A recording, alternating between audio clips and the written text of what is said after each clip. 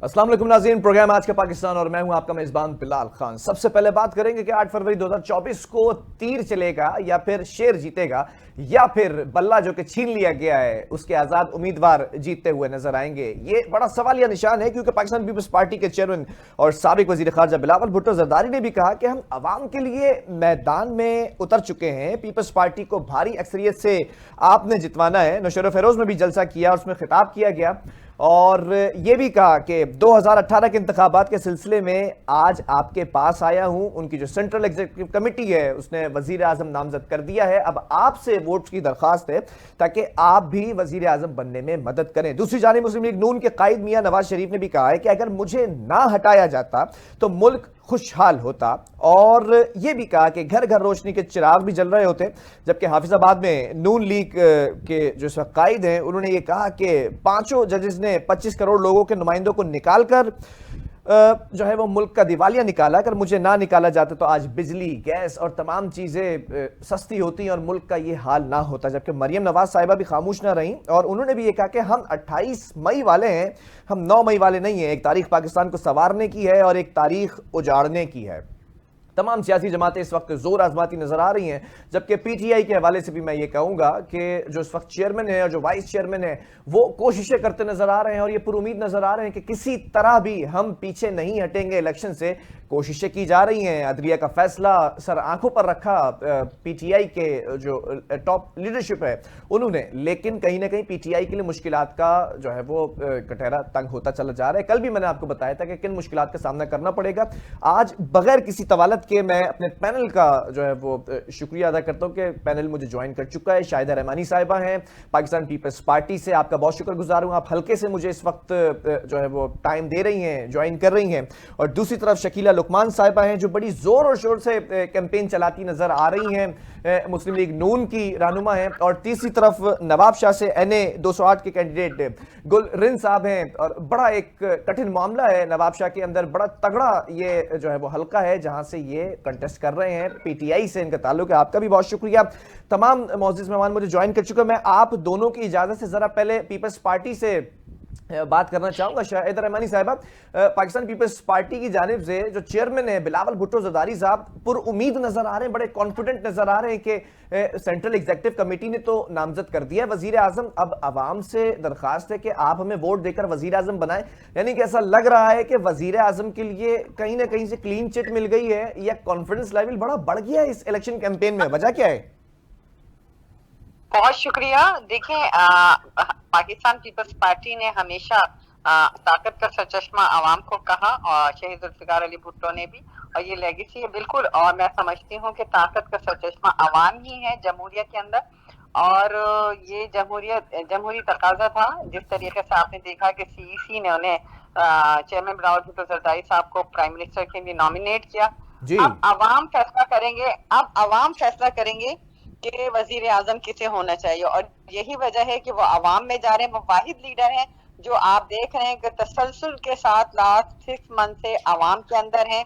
पहले workers convention करते रहे, उसके बाद जो है आवाम जो इंतखाबी मुहिम है उसके अंदर पूरा शेड्यूल दिया और अब इंतखाबी मुहिम वो भरपूर अंदाज से चला रहे हैं। वो आपको किसी और पार्टी की नजर नहीं आई जो वो मुस्तकिल अवामी रास्ते में है। और आवाम ही प्राइम मिनिस्टर बनाती है, आवाम ही मुंतखब नुमाइंदों को चूज करती है जिनका पॉलिटिकल आप देख लें कि जमहूरियत का यह हुस्न होता है कि जिनके सियासी हमारी सबसे पुरानी पार्टी है और पॉलिटिकल, और जिसने जमहूरियत के लिए जो जद्दोजहद की किसी से छुपी नहीं, जो आवाम के लिए इनकलाबी इक़दाम किए, इस मुल्क को आइन दिया, इस मुल्क को जमहूरियत दी, इस मुल्क को जितनी भी तरक्की है, जो कुछ भी है, पाकिस्तान पीपल्स पार्टी के मरहून मिन्नत है कि हमने इसको एटमी न्यूक्लियर पावर बनाया पाकिस्तान को। फिर 18th अमेंडमेंट के बाद सूबाई खुद मुख्तारी का जो ख्वाब था हमने वो भी पूरा किया। मजदूरों की तनख्वाहें दुगनी करना, लेबर पॉलिसी देना, एग्रीकल्चर पॉलिसी देना, सनती पॉलिसी देना। ठीक है, मतलब आज पूरा मंशूर वाजे तौर पर बिलावल साहब ने बता दिया। मैं जरा इनिशियल कमेंट ले लूं दूसरे मौजूद मेहमानों का भी। शकीला साहिबा, जो मुस्लिम लीग नून है वो काफी एक्टिव नजर आ रही थी पहले, लेकिन बीच में कहीं ना कहीं सुस्ती का शिकार हुई थी जिसका मैंने आपसे शिकवा भी किया था। लेकिन अब मैं दोबारा देख रहा हूं कि मियां नवाज शरीफ साहब वो वही बात दोहराते नजर आ रहे हैं कि अगर मुझे निकाला ना जाता तो बिजली, गैस और दीगर जो चीजें पेट्रोल ये सस्ती होती, तो क्या ऐसा लग रहा है मुझे कि अगर वजीर आजम बन जाते हैं या अगर हुकूमत में आ जाती है नून लीग, तो क्या मौशी बहरान से निकालने के लिए स्ट्रेटेजिक प्लान क्या बना चुके हैं मियां साहब? जी बिस्मिल्लाहिर्रहमानिर्रहीम, बहुत शुक्रिया। देखें, ये तो कल वैसे भी अनाउंस हो गया था परसों कि उन्होंने मुआशी जो इस्तेहकाम के लिए अपना रोड मैप जो है तैयार कर लिया है। अब सब लोग कह रहे थे ना कि जी बाहर नहीं निकल रहे, तो वो सारे यही काम कर रहे थे कि आपने जब अपने आना है, अपना मंशूर देना है, और उसको हमने ये सिर्फ मंशूर ज़बानी कलामी मैनिफेस्टो नहीं देना, we have to prove our self. पहले भी हमने जिस तरह हमने अपने आप को, जब भी उन्होंने प्लान दिया, पहले भी दिया, उन्होंने अपने आप को प्रूव किया, साबित किया, अवाम में वो सारी चीज़ें दी जिसके वादे किए। अभी वो मुआशी इस्तेहकाम का रोड मैप तैयार करके लेके आए हैं और उसी के ऊपर उन्होंने टाइम लगाया है। और उसी के ऊपर आज आपने देखा है कि हफ्जाबाद में कितना बड़ा जलसा था, आपके सामने आपने सारा देखा होगा कि कितनी दुनिया और कितनी खलकत आई हुई थी। मियाँ अपना मरियम साहबा जो है, उन्होंने भी लाहौर में जो है वो आधे घंटे के नोटिस में वहाँ पे लाहौर में इतना बड़ा जलसा किया। तो अब हमारे ये जलसे शुरू हो गए हैं और इंशाल्लाह जो है वो आपको सब कुछ सामने नजर आएगा।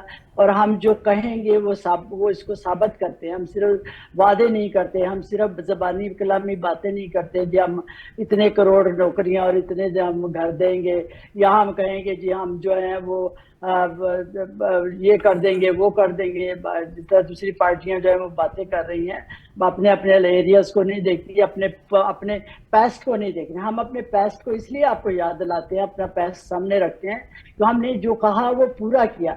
और अब हम जो आए हैं इससे ज्यादा अपनी ज्यादा स्ट्रगल, और जो मुल्क जिन हालात से गुजरा है मुआशी तौर पे, या जिस तरह मुल्क में महंगाई है, बेरोजगारी है, गैस बिजली महंगी है, तो हम कह रहे हैं कि हम पहले से भी ज्यादा ताकत से अपनी ये सारी स्ट्रगल और अपनी सारी जो है लोगों के सामने रखेंगे और उनकी चीजों को पूरा करेंगे। जी ठीक है गोल्डन साहब, मैंने आपसे सवाल में ताखिर इसलिए की ताकि दोनों सियासी जमातें जिनको इस वक्त प्लेइंग फील्ड भी मौजूद है और लेवल भी मौजूद है वो जोर आजमाते नजर आ रहे हैं, लेकिन आपकी सियासी जमात के पास सरदार लतीफ खोसर साहब तो ये कह के पिटीशन वापस लेते हैं कि लेवल प्लेइंग फील्ड की समात का फायदा नहीं है, क्योंकि लेवल तब होता है जब प्लेइंग फील्ड होती है। प्लेइंग फील्ड छीन ली गई है बकौल आप लोगों के।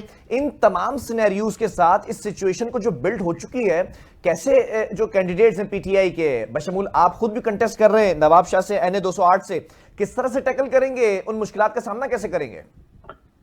देखिए जनाब, ये जो दोनों पार्टियां, दो मोहतरमाओं ने अपना प्रोग्राम पेश किया, पहली बात है किसी भी पिच पे ये हमसे खेलना नहीं चाहते।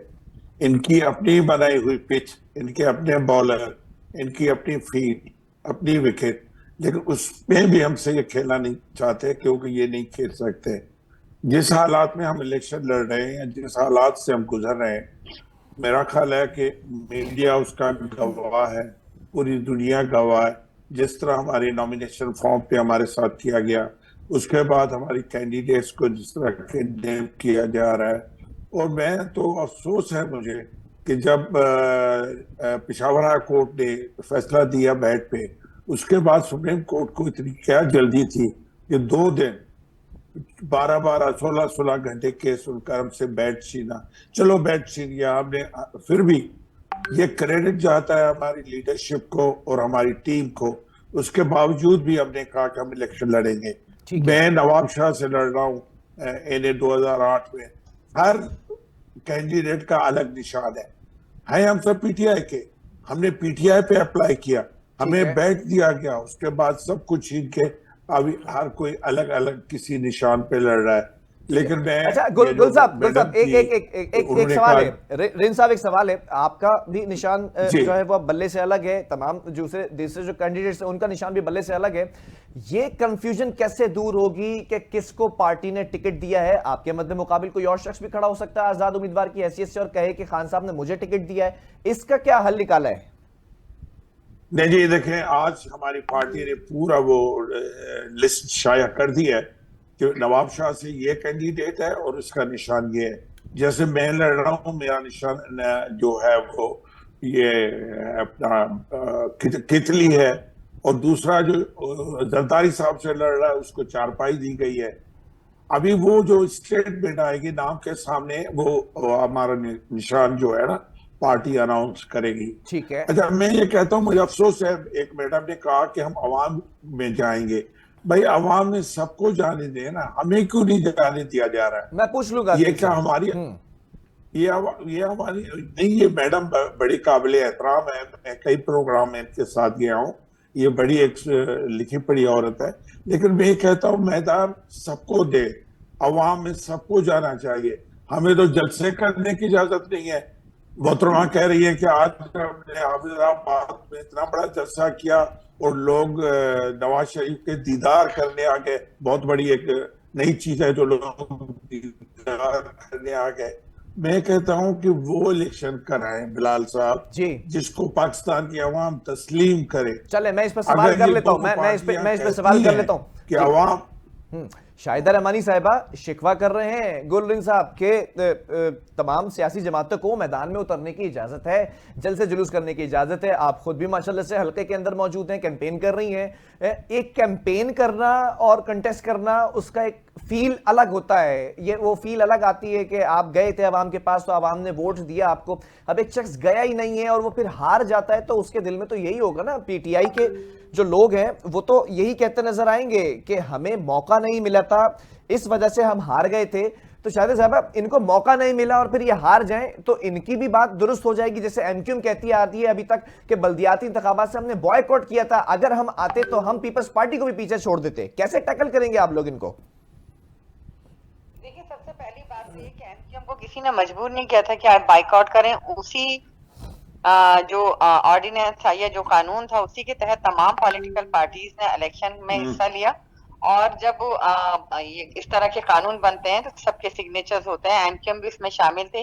लेकिन चूंकि एमक्यूएम को अपनी मुस्तकिल शिकस्त नजर आ रही है, अब एमक्यूएम वो एमक्यूएम तो रही नहीं कि जो एक आवाज में कराची बंद करा दे, हड़ताली करा दे, लोगों के कारोबार खत्म करा दे, हर चीज। आपको याद होगा अब ये खुद आपस में इंतशार और नाइतफाकी का शिकार थे, सब तितर बितर थे। अब किसी तरीके से एक हुए हैं तो अभी भी इनके आपस के मसाइल हल नहीं हो रहे, तो ये दूसरों पे डालते। बात रही आपने लेवल प्लेइंग फील्ड का, देखिए सबसे पहले मुतालबा चेयरमैन बिलावल भुट्टो जरदारी साहब ने किया। और अगर पीटीआई के साथ जो भी नाइंसाफी हुई, उसके लिए अगर किसी पार्टी ने आवाज उठाई तो वो पाकिस्तान पीपल्स पार्टी है, जिसने on the floor of house भी आवाज उठाई, मुख्तलिफ अवामी इज्तिमात में भी उठाए। और जब भी किसी पार्टी के साथ ज्यादती होती, पीपल्स पार्टी आगे बढ़ के उसके साथ उसके जुल्म में आवाज उठाती है। और आपने ये भी देखा कि ये इस तरह के नामसाइद हालात का, बल्कि इससे बदतरीन हालात का सामना पाकिस्तान पीपल्स पार्टी ने किया। पीपल्स पार्टी को खत्म करने के लिए हर वो हरबा इस्तेमाल किया। सबसे बड़ी बात एक मुंतखब वजीर आजम का तख्तेदार से उतार के उसको जो है तख्तेदार तक पहुंचा दिया गया। फिर पीपल्स पार्टी का नाम लेना जुर्म था। 70,000 से जायद हमारे वर्कर्स ने कोड़े खाए। फिर आपने देखा कि हमारे बहुत सारे वर्कर्स को फांसियां लगा दी गई। कोट लखपत जेल हो, शाही किले की सौंपते हो, तो शायद साहब जो कुछ आपके साथ हुआ वो उसकी भी मैं मजम्मत करता हूं, नहीं होना चाहिए था। हम नहीं चाहते कि वो इनके साथ हो, ठीक है। और हम ये चाहते हैं कि सबको आइन और कानून के मुताबिक लेवल प्लेइंग फील्ड मिलना चाहिए। आप समझते हैं कि पीटीआई को जलसे करने की इजाजत तलवार था, हमारा भी आपको याद होगा निशान तलवार था, हमसे छीन लिया गया, हमारी पार्टी को पाबंद कर खत्म कर दिया गया। मुझे तो शाहिदा साहिबा, मुझे तो 80 की दिहाई और 90 के आगाज के अंदर वो इस्लामी जमहूरिया इत्तेहाद भी याद है आप लोग के अगेंस्ट।